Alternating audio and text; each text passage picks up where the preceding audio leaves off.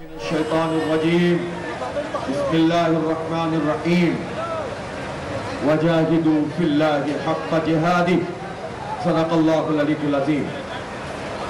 محترم جناب لیاقت بلوچ صاحب، جناب امیر العظیم صاحب، ڈاکٹر عطاء الرحمان صاحب، میاں محمد اسلم صاحب، اسامہ رضی خان صاحب، عثمان فاروق صاحب، طارق سلیم صاحب، راؤ ظفر صاحب، جاوید قصوری صاحب، مولانا ہدایت الرحمان صاحب، جناب عبدالواسع صاحب، ذمہ داران جماعت اسلامی، جناب عارف شیرازی صاحب، صوبہ سندھ کے امیر جناب محمد حسین مہنتی صاحب،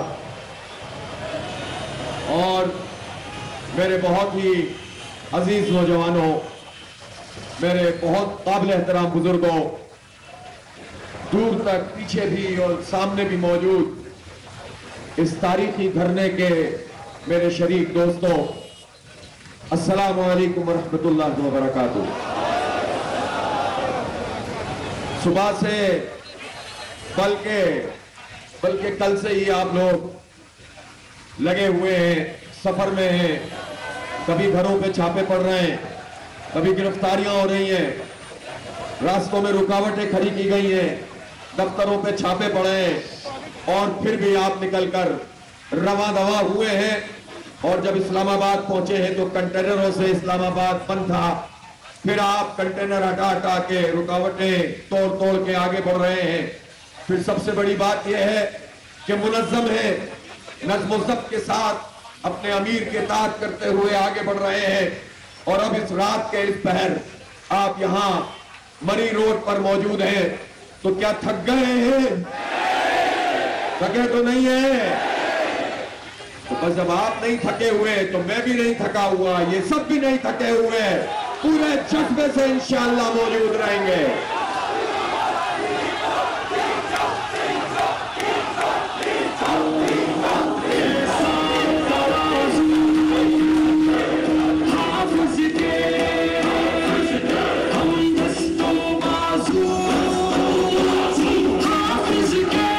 اچھا بھائی، اب یہ بتائیے کہ اگر رات کو میں 3 بجے کہوں کہ ڈی چوک چلنا ہے، تیار ہیں؟ تو اتنے ہی بندے ہونے بھی چاہیے نا اس وقت، اور اگر آگے پیچھے ہوئے تو ادھر ہی رہنا ہے، ہلنا نہیں ہے یہاں سے، بس یہاں موجود رہیں۔ آپ کو کسی بھی وقت بتا سکتا ہوں، کسی بھی وقت بتا دوں گا انشاءاللہ۔ ایک منٹ سن لو میری بات، اب بات سنیں ذرا، بات سنیں۔ دیکھیں ہم یہاں پر جو ہم نے آج، ایک منٹ سن لو بھائی،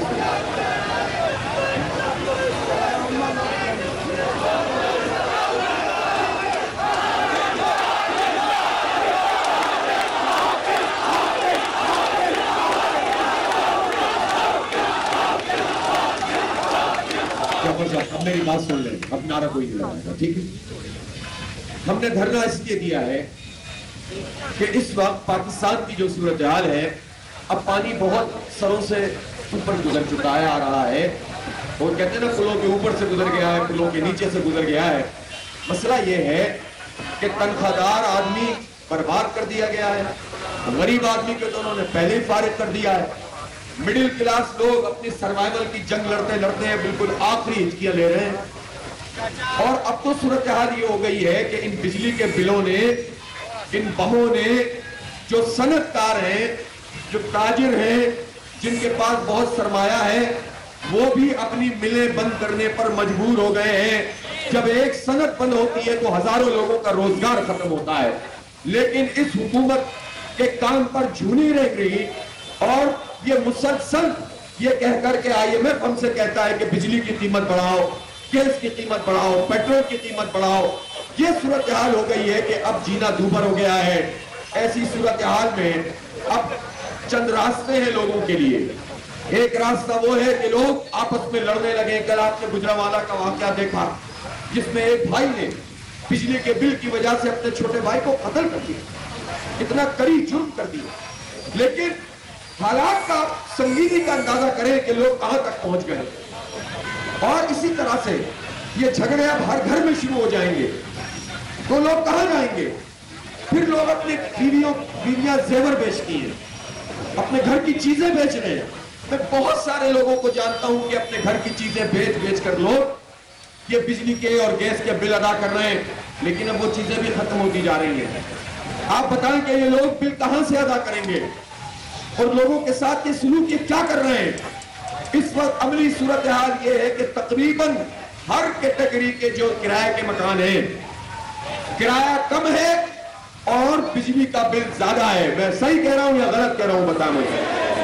اور اس صورتحال میں لا کر اس حکومت نے ہمیں ڈال دیا ہے جس کی اپنی کوئی ساکھ بھی نہیں ہے، کوئی ان کی بات سنتا بھی نہیں ہے، اس لیے کہ یہ فارم 47 کی پیداوار ہیں، ووٹ ان کو ملے نہیں ہیں، زبردستی مسلط کر دیے گئے ہیں، اور یہ فیصلے عوام دشمن فیصلے کر رہے ہیں، یہ انویسٹمنٹ کر رہے ہیں، پیسہ خرچ کر رہے ہیں، لیکن میڈیا کو خریدنے کے لیے کر رہے ہیں، تاکہ جب یہ ہم پر پیٹرول کے بم گرائیں تو میڈیا میں 4 لوگ کہیں کہ بھائی اس کے علاوہ تو کوئی حل ہی نہیں ہے۔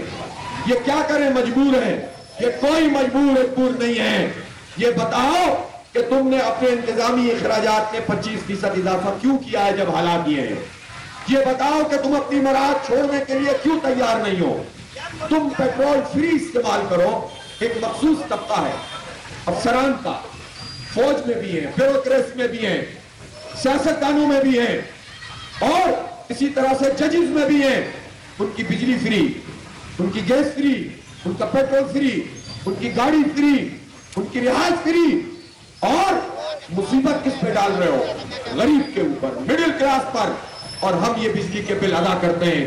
بہت تماشا ہو گیا، اب انہیں اپنی مراحت چھوڑنی پڑیں گی، یہ دھرنا ان سے مراحت کم کروائے گا، چھڑوائے گا، انشاءاللہ تیار ہے اس کے لیے، تیار ہے۔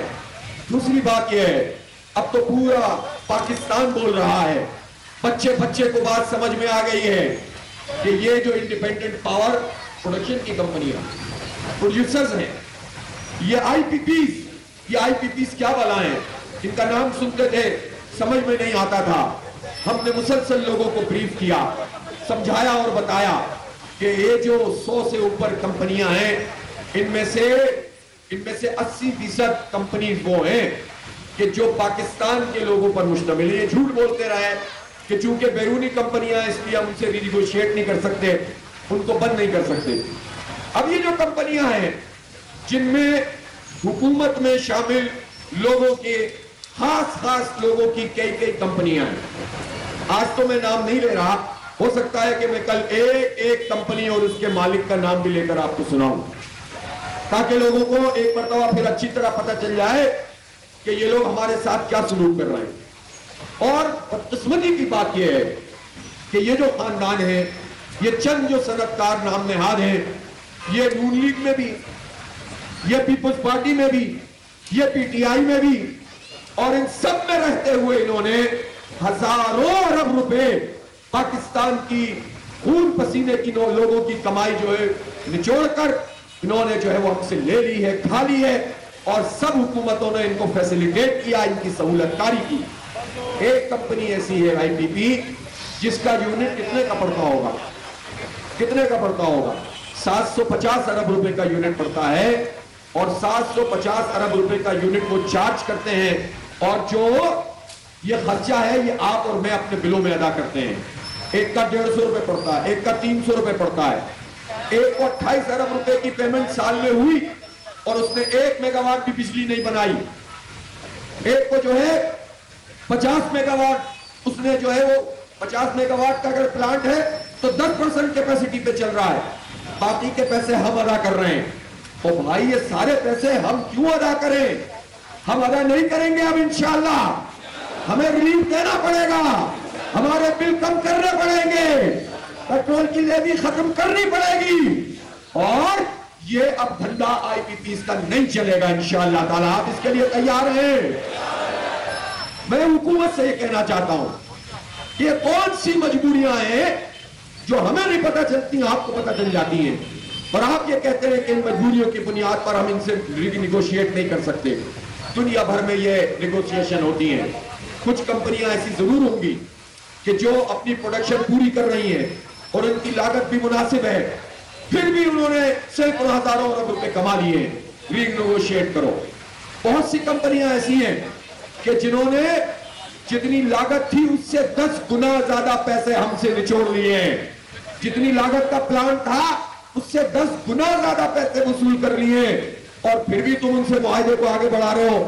کچھ کمپنیاں ہیں جن کی ٹائم لائن ختم ہو گئی ہے، پھر بھی وہ چل رہی ہیں، تو یہ تو نہیں چلے گا. اور اب ان آئی پی پیز کو لگام بھی دینی پڑے گی، ری نیگوشیٹ بھی کرنا پڑے گا، اور بہت ساری آئی پی پیز ہیں ان کو بند بھی کرنا پڑے گا.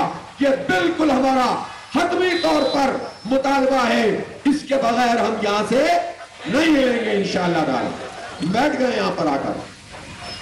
اب آپ مجھے یہ بتائیے، اب یہ جو آئی پی پیز کا دھندا انہوں نے شروع کیا ہوا ہے، مراد اپنی یہ چھوڑتے نہیں ہیں.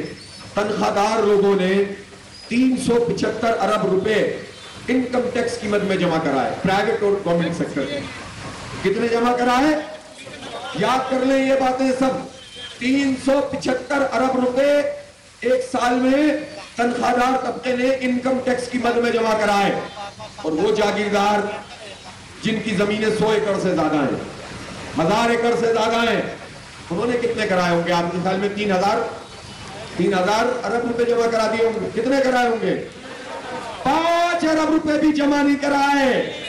تو جاگیردار پیسے نہیں دے، تنخواہ دار سارا بوجھ ان جاگیرداروں کا اٹھائے. یہ نہیں چلے گا. ان جاگیرداروں کو لگام دینی پڑے گی.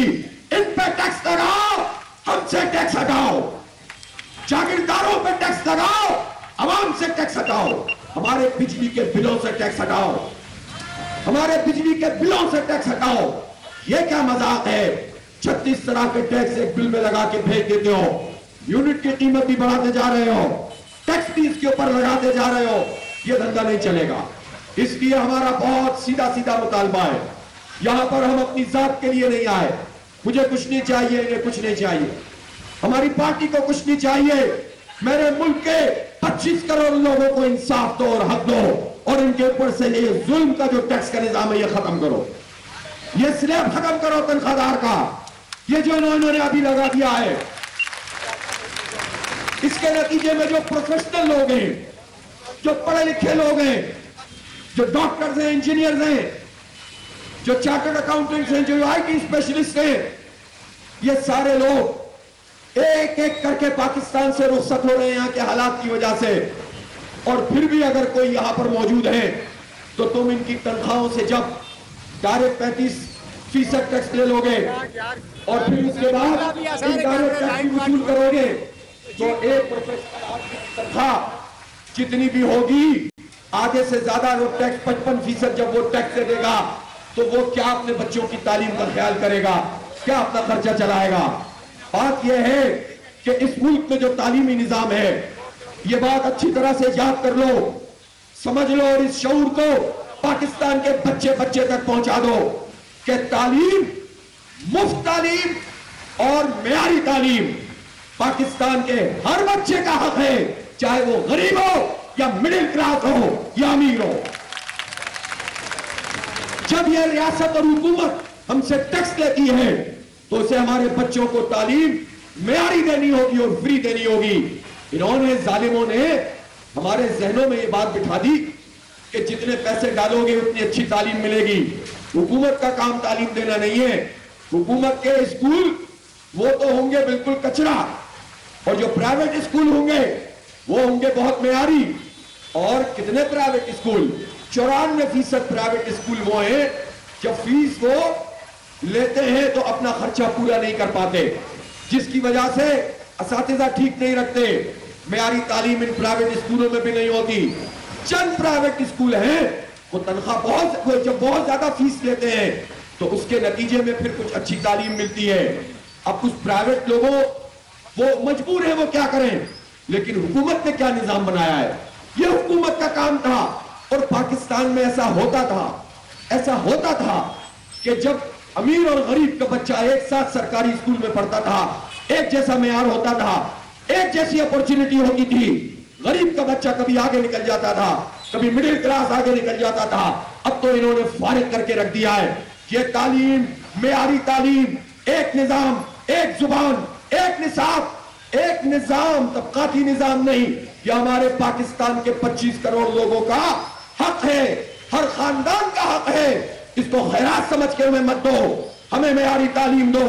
اور پھر جب لوگ اپنے بچوں کے لیے اچھی تعلیم خریدنے کے لیے پیسے لگائیں تو تم کیا کرو کہ تم ان کے اوپر ٹیکس لگا دو، ان کا سلیب بڑھا دو، اور اس کے نتیجے میں وہ اپنے بچوں کو پڑھا بھی نہیں سکیں۔ پھر وہ کہیں کہ ہم باہر جائیں گے، کتنے ڈاکٹر بھیجو گے، کتنے انجینئر بھیجو گے، کتنے آئی ٹی ایکسپرٹ بھیجو گے؟ اس ملک کو بانجھ مت کرو، اس ملک کا نوجوان ہماری طاقت ہے، یہاں کا پروفیشنل آدمی ہماری قوت ہے، ان کو اعتماد دو، ان کو انہوں نے مایوس کر دیا ہے۔ ہر نوجوان 80% نوجوان کہتے ہیں ہم ملک چھوڑ کے جانا چاہتے ہیں۔ بدترین تباہی پھیلا دی ہے ان ظالموں نے۔ کیا ہم چھوڑ دیں ان کے حال پہ؟ 25 کروڑ لوگوں میں سے 16-17 کروڑ 30 سال تک کی عمر کے نوجوان ہیں، کیا ان سب کو مایوس چھوڑ دیں؟ یہ منشیات کے عادی بن جائیں، یہ اسٹریٹ کرمنل کے حوالے ہو جائیں، یہ آپس میں لڑنے جھگڑنے لگیں؟ ان کو امریکی CIA، ان کو بھارتی راکٹ پروردہ، یہاں ان کے مقامی ایجنٹ کبھی قوم پرستی کے نام پر، کبھی مذہبی انتہا پسندی کے نام پر اپنے ساتھ ملا کر دہشت گرد بنا دے، پہاڑوں پہ چڑھا دے، اور تم پھر آپریشن کر کے کہو کے ساتھ گھنڈی پیس دو، اور پھر کہو کہ یہ ہماری رٹ ہے۔ یہ دھندا نہیں چلے گا، نہیں چلے گا۔ اب تمہیں حق دینا پڑے گا، حق دو عوام کو، حق دو عوام کو، حق دو عوام کو، حق دو عوام کو، حق دو پاکستان کو، حق دو پاکستان کو، بدلو اس نظام کو، بدلو اس نظام کو، جینے دو عوام کو۔ میرے بھائیوں، یہ نہیں چلے گا۔ یہ جو حکمران طبقہ ہے، انگریزوں کا پروردہ طبقہ، آج تک ہم پر مسلط ہے، اور انہوں نے خاص قسم کی اپنی ایک انٹرپرائزز بنائی ہوئی ہے، اور یہی لوگ بدل بدل کے حکومتوں میں فوجی ڈکٹیٹر آئیں تب بھی یہی ہوتے ہیں، نام نہاد یہ آ جائیں سیاستدان تو تب بھی یہی ہوتے ہیں۔ انہوں نے ہم سب کا استحصال کیا ہوا ہے۔ تو آپ کے خیال میں حالات کو رحم و کرم پر اسی طرح عوام کو چھوڑ کر ہم اپنے دفتروں میں کام کرتے رہیں، ہم اپنے روٹین کی خدمات انجام دیتے رہیں، تو یہ تو نہیں چلے گا۔ یہ اللہ کی طرف سے ہم پر فرض ہے کہ معاشرے میں جب اس قدر ظلم بڑھ جائے تو اس ظلم کے خلاف آواز اٹھانی ہے۔ یہ ہم فرض سمجھ کے کرتے ہیں، یہ دھرنا بھی ہم عبادت سمجھ کے کر رہے ہیں، الحمدللہ۔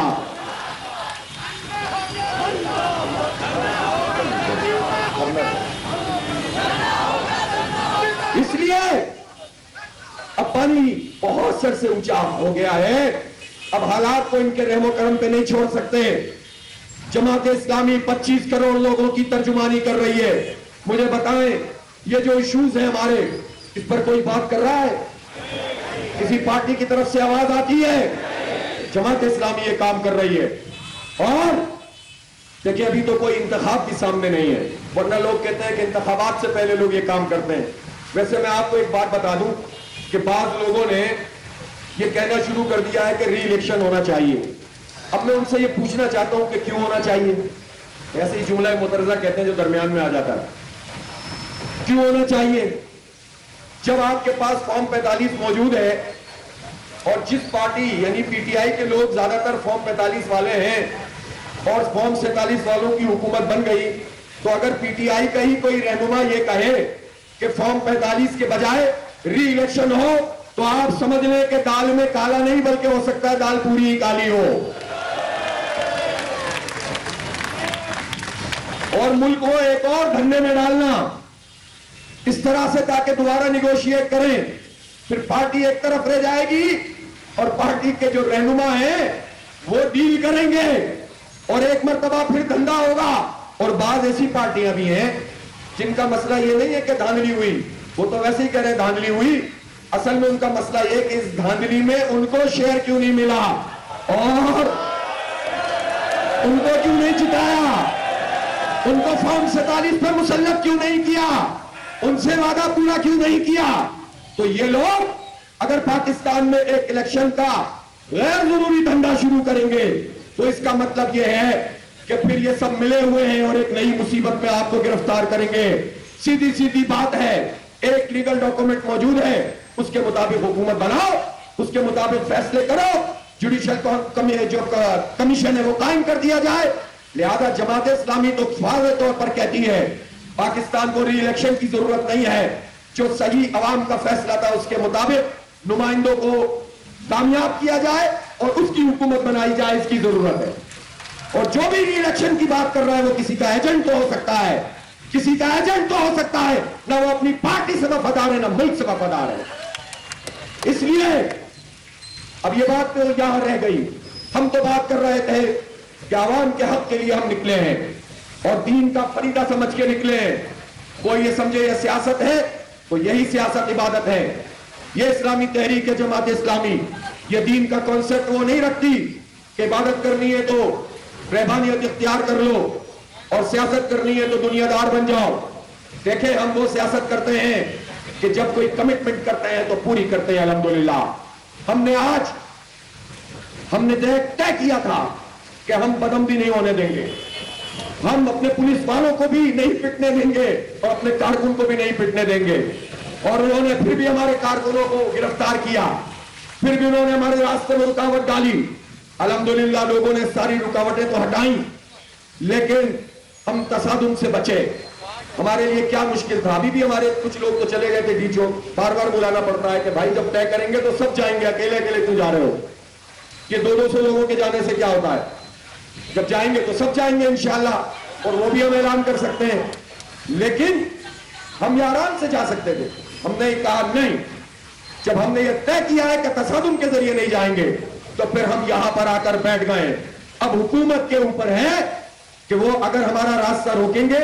ابھی ہم دیکھتے ہیں انہوں نے کسی کمیٹی کی بات کی ہے, انہوں نے کمیٹی کی بات کی ہے. اور میں یہ کہنا چاہتا ہوں حکومت سے کہ یہ جو مختلف قسم کے لوگ آ کر پریس کانفرنسیں کرتے ہیں یہ دھندا نہ کریں, سیدھا با اختیار ایک کمیٹی بنائیں. وہ با اختیار کمیٹی جماعت اسلامی کی کمیٹی سے بات چیت کرے گی. میں ابھی تھوڑی دیر میں انشاءاللہ مشورہ کر کے وہ کمیٹی, اس کا اعلان ہم میڈیا پہ کر دیں گے, ٹھیک ہے. وہ بھی با اختیار ہوں گے, یہ بھی پوری بات کریں گے. اور ہمارا تو کوئی بہت راکٹ سائنس ہے نہیں, ہم تو عوام کے ریلیف کے لیے آئے ہیں. ہم تو اس لیے آئے ہیں کہ لوگوں کو کچھ بھلا ہو جائے, یہ پریشانی دور ہو جائے لوگوں کی, یہ بجلی کے بلوں کے مارے ہوئے لوگوں کو کچھ ریلیف مل جائے, یہ تنخواہ دار لوگوں کو کچھ ریلیف مل جائے, اور یہ آئی پی پیز کے جو ظالم لوگ ہیں ان کو لگام دے دی جائے. ہم بس اس لیے آئے ہیں. اس لیے ہم اپنی کمیٹی کو یہ ضرور کہیں گے کہ پہلے ہی میٹنگ میں اندازہ کر لو کہ یہ محض ٹالنے کے لیے کمیٹی بنائی ہے حکومت نے یا پھر یہ واقعی سنجیدہ ہیں. یہ سنجیدگی سے کام کریں گے, ہم بھی سنجیدگی کا مظاہرہ کریں گے. جماعت اسلامی ایک سنجیدہ سیریس پارٹی ہے. ہم اپنے امور مملکت میں اور اپنے عوام کے ساتھ کھلواڑ نہیں کرتے. یہ ریلیف دینے کی بات کریں گے تو ٹھیک ہے, پھر بات آگے بڑھے گی. لیکن جب تک یہ کسی نتیجے پہ نہیں پہنچیں گے دھرنا جاری رہے گا, دھرنا ختم نہیں ہوگا انشاءاللہ. تیار ہیں اس کے لیے؟ اور آپ کو میں بات بتاؤں, میں نے آج اپنی خواتین نظم سے بھی بات کی ہے اور وہ بالکل تیار ہیں.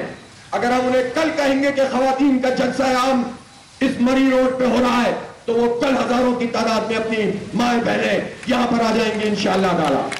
ہم پرسوں کہیں گے وہ پرسوں آ جائیں گی. میں این ایل ایف سے کہتا ہوں, میں طلباء سے کہتا ہوں, میں مزدوروں سے کہتا ہوں, میں کسانوں سے کہتا ہوں, میں اپنی قوم کے نوجوانوں سے یہ اپیل کر رہا ہوں کہ اس دھرنے میں آپ آئیں. تاجروں سے کہہ رہا ہوں, صنعت کاروں سے کہہ رہا ہوں, پورے پاکستان میں آپ کی آواز ہے یہ دھرنا. آئیے اس پہ شرکت کیجئے, اپنی بات کیجئے. سب کے لیے پلیٹ فارم کھلا ہوا ہے, ہر پولیٹیکل ورکر کے لیے کھلا ہوا ہے. آئیں اور اپنی بات کریں, قوم کو اس مسئلے سے نجات دلانے کے لیے اپنا رول ادا کریں. اور میں حکومت سے یہ بات کہنا چاہتا ہوں کہ ہمارے جتنے بھی کارکن انہوں نے گھروں پہ چھاپے مار کر گرفتار کیے ہیں اور دفتروں پہ چھاپے مار کر گرفتار کیے ہیں یا اسلام آباد سے گرفتار کیے ہیں, ابھی کیا ٹائم ہو رہا ہے, فوری طور پر ان کو رہا کیا جائے, فوری طور پر رہا کیا جائے. یہ رہا ہوں گے تو ہم سمجھیں گے کہ آپ مذاکرات میں سنجیدہ ہیں, اور اگر یہ رہا نہیں ہوں گے تو پھر ہمیں پتہ چل جائے گا کہ آپ بھی بس ایسی باتیں کر رہے ہیں. فوراً ان کو رہا کریں اور سیدھے طریقے سے یہ ہمارا آئینی حق ہے, جمہوری حق ہے, سیاسی حق ہے کہ ہم عوام کی خاطر یہاں پر دھرنے پہ بیٹھے ہیں, اور اس دھرنے میں اس کو وسیع کرنا ہے, اس کو بڑا کرنا ہے, چھوٹا نہیں ہونے دینا انشاءاللہ. تو بس پھر آپ لوگ سب تیار ہیں تو پھر بات کو آگے بڑھائی جائے. عشاء کی نماز پڑھنی ہے تو بس کچھ نے اگر نہیں پڑھی ہے تو عشاء کی نماز پڑھیں گے. پانی دستیاب ہوگا تو وضو کریں گے, نہیں دستیاب ہوگا تو تیمم کریں گے. ہم تو جہاد کے راستے میں ہیں, اور جہاد کی مختلف قسمیں ہوتی ہیں. کبھی وہ دشمن کے مقابلے میں محاذ پہ جا کے لڑنا ہوتا ہے, کبھی دعوت کے میدان میں اقامت دین کی جد و جہد کرنی ہوتی ہے, اور کبھی سیاسی میدان میں اپنے آپ کو منوانا ہوتا ہے تاکہ یہ بہت بڑا جو عدل کے نظام کی جد و جہد کا کام ہے یہ آگے بڑھ سکے. تو ہم اس میدان میں ہیں, اور میں اہل محلہ سے بھی کہتا ہوں, ہم میں تاجروں سے بھی کہتا ہوں, دکانداروں سے بھی کہتا ہوں کہ آپ کو یقیناً یہاں تکلیف ہو سکتی ہے, لیکن یہ چھوٹی تکلیف ہے. جس تکلیف میں مبتلا کر دیا ہے حکمران طبقے نے وہ بہت بڑی تکلیف ہے. آئے ہم سب مل کر اس دھرنے کو بھی کامیاب کریں اور اپنے حق کو بھی حاصل کریں. میں کوئی ٹائم فریم نہیں دے رہا. یہ دھرنا اگر 1 مہینے چلے تو تیار ہیں, اس سے بھی زیادہ چلے تو تیار ہیں. تو بس اب آپ ہیں اور ہم ہیں. اور ایک بات میں آپ کو بتا دوں, آپ مطالبہ ضرور کریں گے کسی بھی چیز کا جو آپ کے ذہن میں ہوگا, لیکن نظام اس وقت چلتا ہے جو نظم و ضبط ہوتا ہے, جو امیر کی اطاعت ہوتی ہے, جب ڈسپلن قائم ہوتا ہے, ورنہ سب بکھر کر رہ جاتے ہیں. تو اس ڈسپلن کو قائم کرنا ہے. ہم انشاءاللہ یہاں پر دعائیں بھی کریں گے, عبادات بھی کریں گے, فجر کا بھی اہتمام ہوگا, درس قرآن بھی ہوگا, اور نظمیں بھی ہمارے نوجوان سنائیں گے, اور شاعری بھی ہوگی یہاں پر, اور جو نوجوان تقریر کر سکتے ہیں تقریری مقابلہ بھی ہوگا, اور جو بات بڑھے گی. تو میں تو آپ سے یہ کہتا ہوں کہ ایک فوڈ فیسٹیول ہو جائے کہ نہیں ہو جائے. ارے سب ہوگا یار, سب ہوگا. یہاں اچھی نہیں ہوتی کچھ, جائیں گے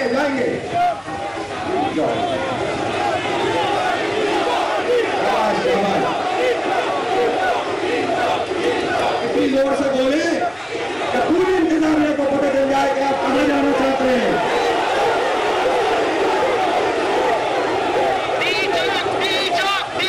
کون سا چوک, کہاں جانا ہے, کہاں جائیں گے, بیٹھ جائیں گے. ہاں تو بس ٹھیک ہے, لے جائیں گے آپ کو انشاءاللہ بھی. چوک ہر کام اپنے وقت پر ہوگا. ابھی تو یہی چوک ہے, یہ اے چوک ہے کہ بی چوک ہے,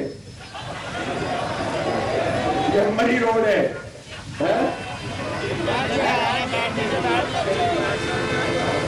بہرحال یہاں پر ہم موجود رہیں گے اسی مری روڈ پر, اور منتظمین انشاءاللہ یہ ہمارے عارف شرازی بھائی, راجہ جواد صاحب, یہ ہمارے امیر صوبہ طارق سلیم صاحب, یہ آپ کے میزبان ہیں.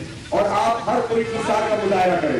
ایثار کیسے کہتے ہیں, ایثار کیسے کہتے ہیں, قربانی ایک ہوتی ہے قربانی, اور ایک ایثار اس کو کہتے ہیں کہ اپنے بھائی کے لیے اپنا حق چھوڑ دینا, اس کے لیے کچھ کرنا اور اپنی چیز چھوڑ دینا. پانی مل رہا ہے اس کو دے دینا, خود کم پی لینا. اس کو ایثار کہتے ہیں. تو ایثار سے, رواداری سے, محبت سے, لڑنا نہیں ہے یہاں پر. آپس میں کوئی آگے پیچھے بھی ہو تو ایک دوسرے کا خیال کرنا ہے. ایک بہترین بستی بسا دینی ہے ہمیں یہاں پر انشاءاللہ. لوگ یاد رکھیں کہ لوگ آئے تھے اور کوئی حق لے کر گئے تھے یہاں سے عوام کا. تیار ہے اس کے لیے انشاءاللہ. تو بس آ جائیے, اور اسی وقت بھی خطاب آ سکتا ہے کسی کو, تو پھر تیار رہیں گے, اور ہم کوئی بھی بات آپ سے مطالبہ کر سکتے ہیں کہ اب یہ کام کرنا ہے. تو اس میدان میں موجود رہیے, اس سڑک پہ موجود رہیے انشاءاللہ. پھر آئندہ کا لایا عمل ہو سکتا ہے کہ آپ کو چند دن کے بعد ہم بتائیں گے. ابھی ہمیں مشاورت کر رہے ہیں. بہت بہت شکریہ. جماعت اسلامی کا راولپنڈی کے لیاقت باغ میں دھرنا جاری ہے, جہاں پر امیر جماعت اسلامی حافظ نعیم الرحمان خطاب کر رہے تھے.